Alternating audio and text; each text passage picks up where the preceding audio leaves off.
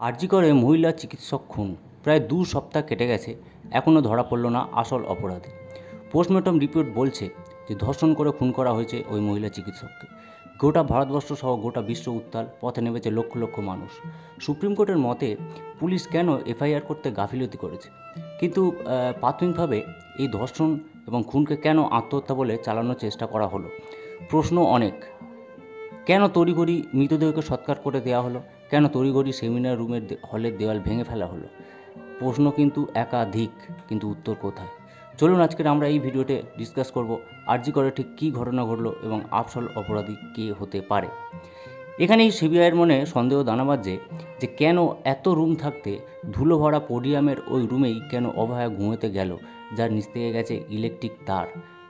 একটু নিজেরা চিন্তা করে দেখুন তো, এত রুম থাকতে এমন একটা রুম যেখানে কোনো লোক নেই, জন নেই, নিচ থেকে গেছে ধুলো ভরা একদম পুরো মেঝে এবং তার নিচ থেকে চলে গেছে ইলেকট্রিকের তার, সেই রুমেই কিন্তু অভয়া ঘুমোতে চলে গেল। তবে কি অন্য কোনো রুমে খুন করে এখানে ডেড বডি রেখে দেওয়া হয়েছে? 9ই আগস্ট হসপিটাল কর্তৃপক্ষ বাড়িতে ফোন করে বলল মেয়ে সুসাইড করেছে। রাজ্য প্রশাসন এই ফোন কল ফেক বললেও খোদ সুপ্রিম কোর্ট প্রশ্ন তুলেছে, যাকে খুন করে ধর্ষণ করা হয়েছে তাকে কেন বলা হলো আত্মহত্যা? 9ই আগস্ট বেলা 12টা আরজি কর পৌঁছল অভয়ার বাবা মা। হসপিটাল কর্তৃপক্ষ বলল 10 মিনিটের মধ্যেই ডেড বডি দেখানো হয়, কিন্তু তার মা বাবা বলছে প্রায় 3.5 ঘন্টা অপেক্ষা করতে হয়েছে মেয়েকে একবার দেখবার জন্য। আচ্ছা বলুন তো, একজন মা কি মিথ্যা কথা বলতে পারে? শুধুমাত্র তার এই মৃত মেয়েকে একবার দেখার জন্য 3.5 ঘন্টা অপেক্ষা। এরপরে শুরু হয় ডাক্তারদের কর্মবিরতি। অন্যদিকে একই সঙ্গে চলতে থাকে অভয়ার পোস্টমর্টম রিপোর্ট। আস্তে আস্তে হসপিটালের সামনে বিরোধী দল সহ প্রত্যেকে ভিড় জমাতে শুরু করে দেয়। অন্যদিকে পোস্টমর্টমের পরই তড়িঘড়ি মৃতদেহ পোড়ানোর কাজ শুরু হয়ে যায়। মৃতদেহকে নিয়ে যাওয়া হয় পানিহাটি শ্মশানে। শ্মশান চত্বর পুলিশে ছয়লাভ। শ্মশানের যে ম্যানেজার ভোলানাথ পাত্রের কথা অনুযায়ী ওখানে হাজির হয়ে যায় স্থানীয় এমএলএ, কাউন্সিলর সহ রাজ্য প্রশাসনের কিছু পদাধিকারী ব্যক্তি এবং গোটা চত্বর পুলিশে ছয়লাভ। এর আগেও শ্মশানে দুটো লাশ থাকলেও তাদেরকে রেখে দিয়ে আগে থেকেই কিন্তু তড়িঘড়ি এই লাশটিকে পুড়িয়ে দেওয়ার নির্দেশ আসে পুলিশের তরফ থেকে। এখানেই প্রশ্ন উঠছে যে কেন প্রশাসন এত তাড়াহুড়ো করছিল। বিরোধীদের দাবি মৃতদেহটিকে এক প্রকার হাইজ্যাক করে নিয়ে দাহ করা হয়। এদিকে পুলিশের মনে পড়ে আমরা তো এফআইআর এখনও করিনি, তাই রাত 12টা 45 মিনিটে লঞ্চ করা হয় এফআইআর।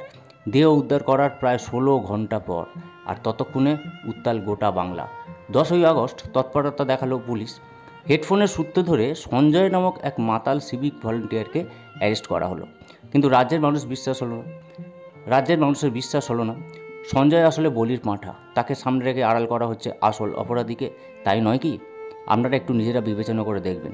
ইতিমধ্যে 2020 সাল থেকে বহাল তবিয়তে যে অধ্যক্ষ হিসেবে রাজ্য করে ছিলেন, সেই হলো আসল ব্যক্তি সন্দীপ ঘোষ। বারবার পদত্যাগের দাবি উঠলেও তিনি পদত্যাগ করেনি, কিন্তু 11ই আগস্ট মিডিয়া ডেকে ওই দিন সকালবেলায় তিনি পদত্যাগ করলেন এবং হঠাৎ করে দেখা গেল সেই সঞ্জয় বোসকে পুনরায় আবার নিয়োগ দেওয়া হলো ন্যাশনাল মেডিকেল কলেজ হসপিটালে। এবং এই ঘটনার পর থেকে কিন্তু সারা বাংলা উত্তাল হয়ে উঠল। তারা সিদ্ধান্ত নিল, বাংলার সমস্ত মেয়ে বোনেরা তারা সিদ্ধান্ত নিয়ে ফেলল যে 14ই আগস্ট রাতে সারা বাংলা দখল করবে তারা। 13ই আগস্ট হাইকোর্ট থেকে নির্দেশ হলো সিবিআই তদন্ত করবে। এরপর সুপ্রিম কোর্ট। 13ই আগস্ট হাইকোর্ট নির্দেশ দিল সিবিআই করবে তদন্ত। সিবিআই তার কাজ শুরু করলো, কিন্তু ততক্ষণে এরপরে মামলাটি চলে যায় সুপ্রিম কোর্টে এবং সুপ্রিম কোর্টও দুর্ভাগ্যজনক বলে আখ্যা দিয়ে ব্যাখ্যা করে। পুনরায় পোস্টমর্টমের নির্দেশ দিল। এখন তো ডেড বডি চলে গেছে, কারণ যে কোনো ঘটনার প্রথম 24 ঘন্টা তো খুবই গুরুত্বপূর্ণ হয় এবং তড়িঘড়ি যেহেতু মৃতদেহকে সৎকার করে দেওয়া হয়েছে, সেখানে আর কিছু করার নেই। আগামী 5ই সেপ্টেম্বর সুপ্রিম কোর্টে পরবর্তী শুনানি আছে, কিন্তু আপনারা জানেন যাকে প্রাইম সাসপেক্ট হিসেবে ধরা হয়েছে তিনি হচ্ছেন একজন সিভিক ভলেন্টিয়ার মাতাল, সঞ্জয় বোস নামে। কিন্তু ব্যাপার হচ্ছে এখন সঞ্জয়কে সামনে রেখে তাকে বলির পাঁঠা করা হচ্ছে না তো? সঞ্জয় এখন ধনঞ্জয় হয়ে যাবে না তো? অনেক প্রশ্নের উত্তর আমাদের পরপর খুঁজতে হবে। আপনারাও সঙ্গে থাকুন। এবং আপনারা জানেন আগামী 27শে আগস্টে ছাত্রদের পক্ষ থেকে একটি ডাক দেওয়া হয়েছে, নবান্ন চলার ডাক দেওয়া হয়েছে।